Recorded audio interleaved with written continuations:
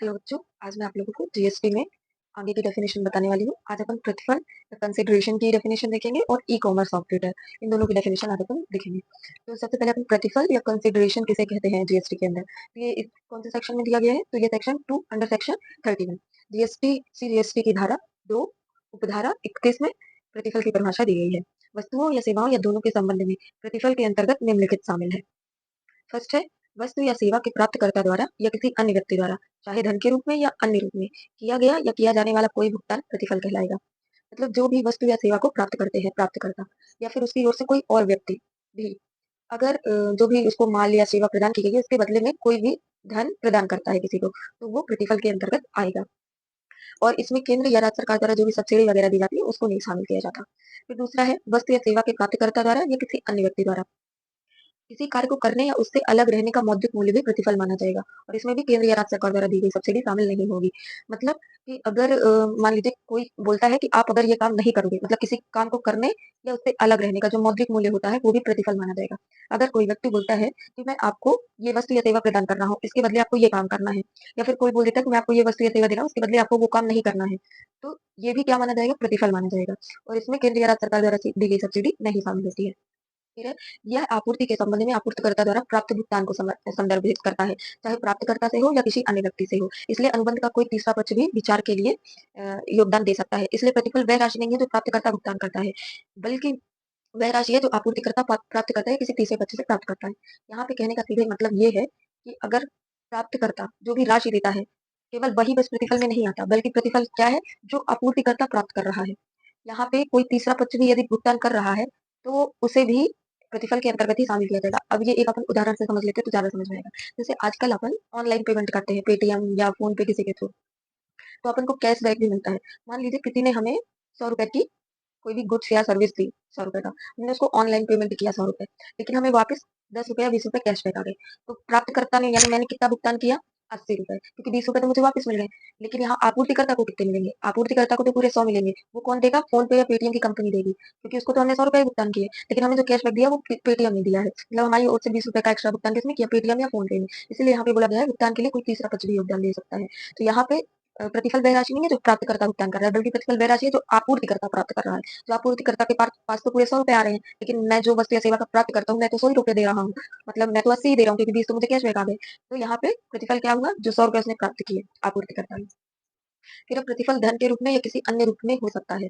प्रतिफल जरूरी नहीं है कि हमेशा धन के रूप में हो, ये किसी और रूप में भी हो सकता है। जैसे जेडीए मॉडल है, जॉइंट डेवलपमेंट एग्रीमेंट, इसमें जो डेवलपर रहता है, जो किसी भूमि मालिक द्वारा जो डेवलपर को फ्लैटों का निर्माण करने के लिए भूमि के लिए अधिकार दिए जाते हैं, तो वो वहां पे प्रतिफल माना जाता है। मतलब डेवलपर द्वारा जो भूमि मालिक को मकान बना के सौंपे जाते हैं, तो वो किसका प्रतिफल है, भूमि मालिक द्वारा डेवलपर को सौंपे गए भूमि में इमारतों का निर्माण करने का अधिकार देने का प्रतिफल है। ठीक है, तो यहाँ पे जरूरी नहीं है कि प्रतिफल ही प्राप्त हो डेवलपर को। डेवलपर को उन निर्माण किए गई इमारतों में आधा हिस्सा भी मिल सकता है, या फिर उनको बेचने पर जो कीमत प्राप्त हो सकती है उसमें भी हिस्सा मिल सकता है। तो मतलब प्रतिफल हमेशा धन के रूप में नहीं हो सकता। फिर जमा राशि पर कर नहीं लगता। हालांकि जहां ऐसी जमा राशि को आपूर्ति के लिए प्रतिफल के रूप में लागू किया गया है, यह अग्रिमों को छुपाने के समान होगा और वहां कर देय होगा। इस प्रावधान का अनुपालन करने के लिए आपूर्तिकर्ताओं को वापसी योग्य जमा के मामले में जमा राशि को एक अलग बैंक खाते में बांटना पड़ सकता है।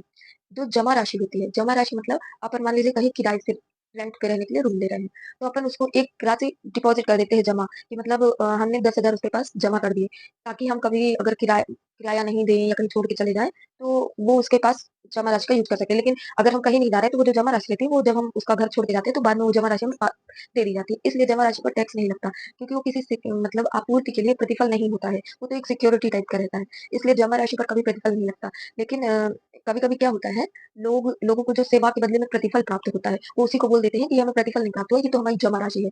ये ऐसा क्यों करते हैं, ताकि उन्हें टैक्स ना देना पड़े। तो इसलिए यहाँ पे एक जमा राशि के लिए प्रावधान किया गया है कि अगर आपको कोई जमा राशि प्राप्त हुई है तो आपको उसको एक अलग बैंक खाते में रखना पड़ेगा। अब अपन ई कॉमर्स ऑपरेटर ईसीओ की डेफिनेशन देख लेते हैं। ईसीओ की परिभाषा जीएसटी की धारा 2 और उपधारा 45 सेक्शन 2 अंडर सेक्शन 45 में दी गई है ई कॉमर्स की परिभाषा। इसका अर्थ कोई भी व्यक्ति है जो इलेक्ट्रॉनिक कॉमर्स के लिए डिजिटल या इलेक्ट्रॉनिक सुविधा या प्लेटफॉर्म का मालिक है। इलेक्ट्रॉनिक कॉमर्स ऑपरेटर वह कोई भी व्यक्ति होता है जो ऑनलाइन क्रय विक्रय करने के लिए या ई कॉमर्स के लिए कोई भी इलेक्ट्रॉनिक या डिजिटल प्लेटफॉर्म का मालिक है, उसे संचालित करता है या प्रतिबंधित करता है। तो इसमें प्रत्येक व्यक्ति शामिल है जो प्रत्यक्ष या अप्रत्यक्ष रूप से वस्तु या सेवाओं या दोनों की आपूर्ति के लिए डिजिटल या इलेक्ट्रॉनिक सुविधा का संचालित करता है या फिर उसको प्रतिबंधित करता है। मतलब ईसीओ की परिभाषा के अंदर हर व्यक्ति शामिल है जो प्रत्यक्ष या अप्रत्यक्ष रूप से माल या सेवा की आपूर्ति किसके थ्रू करता है? डिजिटल या इलेक्ट्रॉनिक प्लेटफॉर्म के थ्रू करता है। जबकि एक एग्रीगेटर, जैसे एग्रीगेटर कौन होते हैं? जो आपूर्तिकर्ता और प्राप्तकर्ता को जोड़ने का काम करते हैं। वो स्वयं कोई सुविधा नहीं देते हैं। जैसे ओएलएक्स हो गया, स्विगी हो गया, ये आपूर्तिकर्ता से कस्टमर को जोड़ता है। ये केवल एक प्लेटफॉर्म प्रदान करता है, जबकि ये खुद आपूर्ति नहीं करता है। तो इनको अपन एग्रीगेटर बोलते हैं। तो एक एग्रीगेटर केवल ग्राहक को आपूर्तिकर्ता या सेवा प्रदाता से जोड़ता है। एक ई-कॉमर्स ऑपरेटर, और जबकि एक ई-कॉमर्स ऑपरेटर क्या करता है? माल की आपूर्ति या सेवा को प्रदान करने के लिए पूरी प्रक्रिया को ही सरल बनाता है, वो स्वयं प्रदान करता है। जीएसटी कानून के तहत एग्रीगेटर्स को भी ई-कॉमर्स ऑपरेटर के तहत कवर किया गया है। जो एग्रीगेटर होते हैं, उन्हें भी जीएसटी में ईसीओ, ई-कॉमर्स ऑपरेटर की परिभाषा के तहत कवर किया गया है। कुछ अपन बिंदु देख लेते हैं। जैसे जो ईसीओ रहते हैं, उनको कर जहाँ पे उत्पन्न हुआ, जहाँ पे उन्होंने प्रतिफल लिया, वहीं पे उन्हें कर एकत्र करने की आवश्यकता होती है। उसके बाद जब वो आपूर्तिकर्ता को प्रतिफल देते हैं, तो उसमें से कर की राशि उनको काटेनी रहती है। लेकिन कभी-कभी ऐसा होता है कि आपूर्तिकर्ता स्वयं ही ग्राहक को सामान आपूर्ति करता है, तो वहाँ पे ई-कॉमर्स ऑपरेटर का काम ही नहीं रह जाता। जब कैश ऑन डिलीवरी होती है, जब आपूर्तिकर्ता स्वयं माल की डिलीवरी देता है, तो वहाँ पे ये प्रावधान जरूरी नहीं है। कानून के अनुसार ईसीओ को आपूर्ति के संबंध में स्रोत पर कर एकत्र करने की आवश्यकता होती है, जहां ईसीओ द्वारा प्रतिफल एकत्र किया गया है। हालांकि ये प्रावधान ऐसे लेन-देन पर लागू नहीं होंगे जहां आपूर्तिकर्ता को डिलीवरी पर, यानी कि कैश ऑन डिलीवरी पर पैसा प्राप्त होता है और डिलीवरी सीधे आपूर्तिकर्ता द्वारा की जाती है। ठीक है बच्चों, आज के लिए इतना ही। Thank you.